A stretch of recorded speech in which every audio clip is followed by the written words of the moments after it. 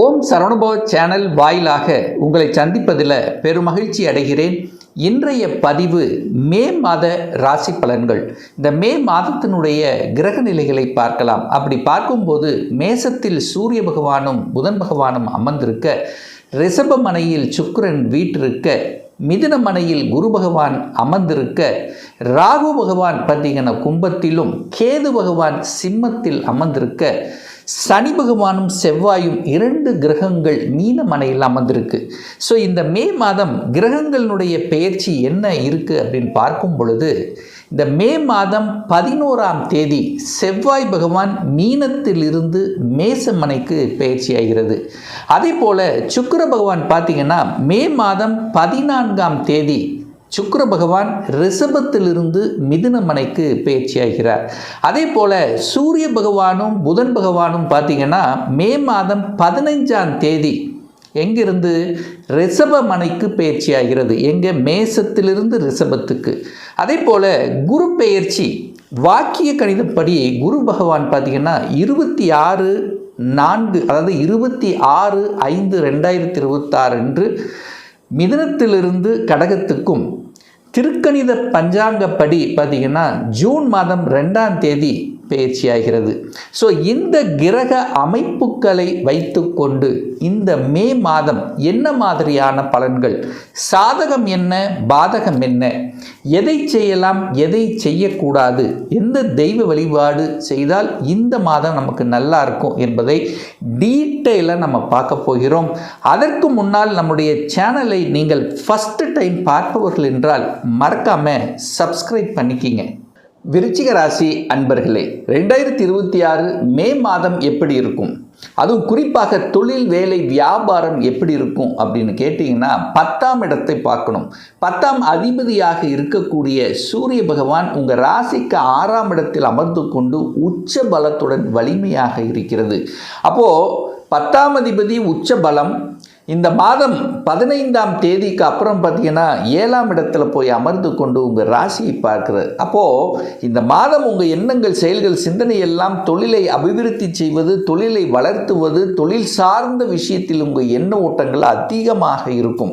ஏன்னா சூரியன் வலிமை பெறுகிறது. சூரியனைப் போல இருக்கணும், சூரியனைப் போல உலகத்தை சுற்றி வரணும், சூரியனைப் போல ஒரு கம்பீரமாக இருக்கணும் என்கின்ற எண்ண ஓட்டங்கள் கண்டிப்பாக இந்த விருச்சிகத்துக்கு இருக்கும். அது செயல்படுத்தவும் இருப்பீங்க. அதிகாரத்துடன் இருக்கக்கூடிய அமைப்பு இருக்கும். அதாவது என்ன சொல்கிறது, ஒரு சிங்கம் போல இருக்கக்கூடிய தன்னம்பிக்கையோட, எழுச்சியோடு இருக்கக்கூடிய தன்மை. ஏன்னா சூரியன் லக்னத்தை பார்த்தாலே தன்னம்பிக்கை வளர்ந்துடும். அப்போது தொழிலை வளர்த்தலாம்.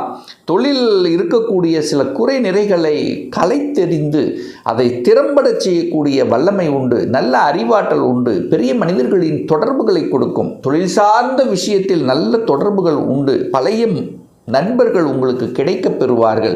அவர்களின் மூலமாக அனுகூலம், ஆதாயம் உண்டு. ஒரு சிலர் சொந்த தொழிலுக்கு என்ட்ரி ஆகணும் அப்படிங்கிற எண்ணங்களை கொடுக்கும். அது 7ஆம் இடத்தில் இருக்கிறதுனால கணவன் மனைவி 2 பேர் அதாவது 2 பேரும் சேர்ந்து அல்லது ஏதாவது ஒரு ரூபத்தில் ஒரு கூட்டு தொழிலை ஏற்படுத்தணும், அல்லது கூட்டு தொழில் செய்யலைன்னா கூட ஒரு அடிஷ்னலாக ஏதாவது ஒன்று இன்கம் ஏற்படுத்திக்கணும் அப்படிங்கிற எண்ணத்தை கண்டிப்பாக இந்த விருச்சிகத்துக்கு ஏற்படுத்தும். அதில் மாற்று கருத்து என்பது இல்லை.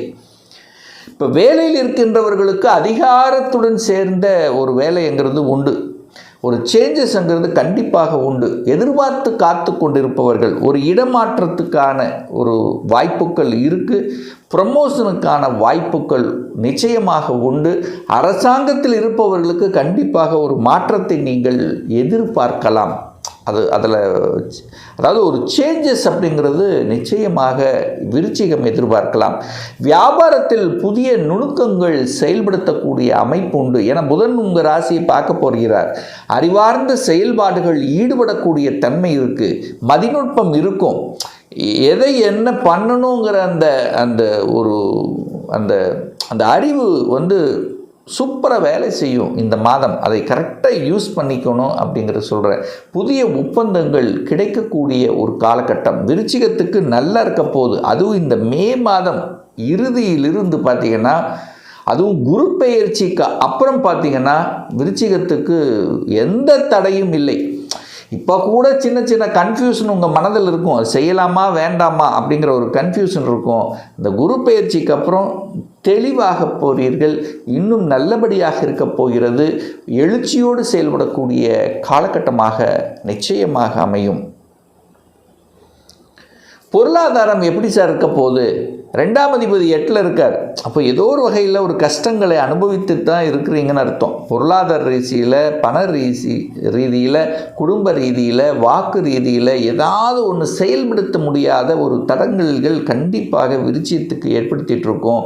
அது இந்த குரு பெயர்ச்சிக்கு அப்புறம் சூப்பராக போகுது. பொருளாதாரத்தில் இருந்து வந்த அத்தனை குறைபாடுகளும் களையப்படுகிறது. உங்கள் வாக்கு மேன்மை பெறப்போகிறது.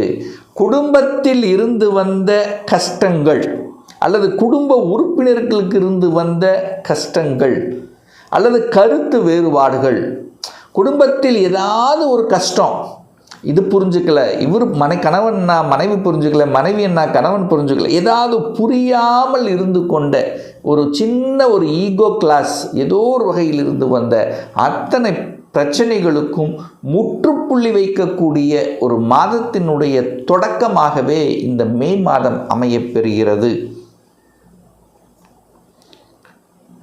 குழந்தைகள் நலன், குழந்தை பாக்கியம் சம்பந்தப்பட்ட விஷயத்தில் நிறைய பேர்த்துக்கு ஒரு குரு போய் 8ல் மறைஞ்சிட்டாரே சார், குரு 8ல் மறைஞ்சிருக்கிறதுனால என் குழந்தை பாக்கியத்தில் தள்ளி போகுது, அல்லது நிறைய ட்ரீட்மெண்ட் எடுத்தோம் எதுவும் சக்ஸஸ் ஆகலை, நிறைய செலவு செஞ்சோம், குழந்தைகள் தன் பேச்சை கேட்கல, குழந்தைகளுடைய ஆசைகளை நம்மால் நிறைவேற்ற முடியல. ஸோ இந்த மாதிரி குழந்தைகளை பற்றிய சின்ன கவலையோடு இருக்கக்கூடிய விருச்சிகத்துக்கு இந்த மாதத்திலிருந்து, அதாவது குறிப்பாக இந்த மாதத்தினுடைய இறுதியிலிருந்து அந்த கவலைகள் அத்தனையும் விலக காத்து கொண்டிருக்கிறது. குழந்தை பாக்கியம் இல்லாத தம்பதிகளுக்கு அந்த இயற்கையாகிய அந்த வரத்தினுடைய அடிப்படையில் எத்தனை பிரார்த்தனைகள் வைத்திருப்பீர்கள், எத்தனை இஷ்ட தெய்வங்களை வழிபட்டிருப்பீங்க, அதனுடைய பாக்கியம் கண்டிப்பாக அந்த பிரபஞ்சத்தினுடைய ஆற்றலோட இந்த மாதம் குழந்தை பாக்கியம் கிடைப்பதற்குண்டான அத்தனை சாத்தியக்கூறுகளும் விருச்சிகத்துக்கு உண்டு. குழந்தைகள் ஆசைகளை நிறைவேற்றப் போகிறீர்கள். குழந்தைகள் நன்றாக படிக்கலை அப்படின்னு வருத்தப்பட்டு கொண்டிருப்பவர்கள் கூட இப்போ படிக்க போகிறாங்க. ஐயோ டிகிரியில் அரியர் வச்சுட்டாங்க, எல்லாமே கிளியர் பண்ண போகிறாங்க. அப்போ குழந்தைகள் நலன் நன்றாக இருக்க போகிறது அப்படிங்கிறத ஸ்ட்ராங்காக நம்ம சொல்லலாம். முயற்சி, தைரியம் நல்லா இருக்க போகுது. ராசிநாதன் ஆட்சி பலம் அடைய போகிறார் இந்த மே மாதம் 11ஆம் தேதி. அப்போது தைரிய வீரியத்துடன் ராசிநாதன் வலிமை பெறணும். ராசிங்கிறது அந்த மனம் வலிமை பெறுகிறது, உடல் வலிமை பெறுகிறது, சிந்தனை வலிமை பெறுகிறது. அப்போ சாதிக்கணுங்கிற எண்ணம் தோணும் அல்லவா? அப்போது கண்டிப்பாக சாதிக்கணும், சாதனை புரியணும் அப்படிங்கிற எண்ணம் அதிகமாக இருக்கும். உங்கள் ஆள் மனதில் ஒன்று நினச்சிட்டு இருப்பீங்க, சார் நான் கவர்மெண்ட்டுக்கு வேலைக்கு போகணும் அல்லது கவர்மெண்ட் எக்ஸாம் எழுதி சாதிக்கணும் அப்படிங்கிற ஒரு எண்ணம் இருக்கக்கூடிய விருச்சிகத்துக்கு அது பலப்பட போகிறது, ஸ்ட்ராங்காக போகிறது. அதில் நின்று ஜெயிக்கவும் போகிறீங்க அப்படின்னு அர்த்தம். அப்போ என்னது, உறுதி கிடைக்கப் போகிறது. தன்னம்பிக்கையோடு செயல்படக்கூடிய ஒரு மாதம் இந்த மே மாதம். ட்ராவல் இருக்கும், ஒப்பந்தங்கள் இருக்கும், முயற்சிகள் நல்லா இருக்கும். வீடு வண்டி வாகனங்கள் வாங்கணுங்கிற எண்ணங்கள் கண்டிப்பாக உங்கள் ஆழ்மனதில் தோன்றும். இது வரைக்கும் பார்த்துட்டு இருந்த ரோட்டில் பார்த்துட்டு இருப்பீங்க, இந்த வாகனம் தான் வாங்கணும், வாங்கினா இந்த வாகனம் தான் வாங்கணும் அப்படின்னு உங்கள் மனசில் பதியப்பட்டிருக்கும்ல, அதை செயல்படுத்தக்கூடிய அமைப்புகள், சந்தர்ப்பங்கள் இந்த காலகட்டம் விருச்சிகத்துக்கு உண்டு அப்படிங்கிறத சொல்லுவேன். அதே சமயத்தில் பார்த்தீங்கன்னா ஹெல்த் விஷயத்தில் எப்படி சார் இருக்கும்? 6ஆம் அதிபதி வலிமை பெறுகிறது. குரு பகவான் 8ல் உட்கார்ந்துருக்கார். சுக்கிர பகவானும் போய் 8ல் மறைகிறது. அப்போ குரு சுக்கிரன் 2 பேரும் போய் 8ல் மறைகிறது. அப்போ சுக்கிரன் 8ல் மறைகிறது அப்படின்னா மனைவியினுடைய ஹெல்த்து அல்லது கணவனுடைய ஹெல்த்தை கொஞ்சம் அக்கறை எடுத்துக்கொள்வதும், அதுவும் கொழுப்பு சார்ந்த விஷயங்கள், குருனாலே கொழுப்பு, குருனாலே வயிற்று சம்பந்தப்பட்ட, ஜீரணம் சம்பந்தப்பட்ட இந்த மாதிரியான ஒரு தன்மையை கண்டிப்பாக கொடுக்கும். உஷ்ணத்தன்மைங்கிறது அதிகமாக இருக்கும். ஏன்னா ஹீட்டு, சூரியன் 6ல் உட்கார்ந்துருக்கார், ஹீட் அதிகமாக இருக்கக்கூடிய தன்மைகள்.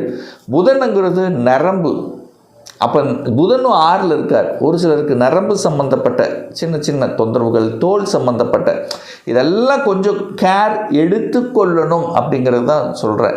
அதே சமயத்தில் பல், சனி செவ்வாய் சேர்ந்திருக்கு, பல் சம்பந்தப்பட்ட அதெல்லாம் கொஞ்சம் கேர் எடுக்கணும் இந்த விருச்சிக ராசி அன்பர்களுக்கு.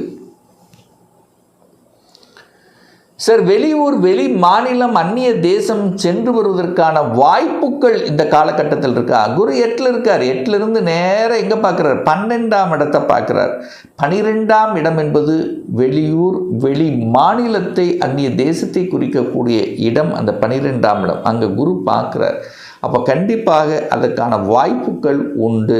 அப்போ வெளியூர், அதாவது ஜாபுக்காக போகலாம், அல்லது உங்களுடைய வியாபாரத்துக்காக போகலாம், தொழில் சார்ந்த விஷயமாக இருக்கலாம், அல்லது குடும்ப ஒரு பிக்னிக்காக போயிட்டு வரணுங்கிற எண்ணங்கள் இருக்கலாம். ஸோ இந்த மாதிரி ட்ராவல் செய்யக்கூடிய வாய்ப்புகள், சந்தர்ப்பங்கள் இந்த காலகட்டம் நிச்சயமாக உண்டு இந்த விருச்சிக ராசி அன்பர்களுக்கு. அதே சமயத்தில் பார்த்தீங்கன்னா வயதானவர்கள், குறிப்பாக வயதானவர்கள் ஒரு தொழில் ஆரம்பிக்கணும், கண்டிப்பாக வேண்டாம். இந்த காலகட்டம் நிச்சயமாக வேண்டாம். புத்தி அறிவை வச்சு நீங்கள் என்ன செய்யணுமோ அதை நீங்கள் செய்து கொள்ளலாம். அதாவது என்னென்னா, ஒரு 60 வயதுக்கு மேற்பட்டவர்கள் கண்டிப்பாக தொழிலை செய்வதற்கு உகந்த காலகட்டம் இல்லை. ஏன்னா குரு சுக்கிரன் 2 பேரும் போய் 8ல் உட்கார்ந்துருக்கார் அப்படிங்கிற அமைப்புக்கேற்ப. அதே சமயத்தில் ஹெல்த்தை மட்டும் கொஞ்சம் கேர் எடுத்துக்கணும் அப்படிங்கிறதையும் ஞாபகத்தில் வைத்து கொள்ளுங்கள்.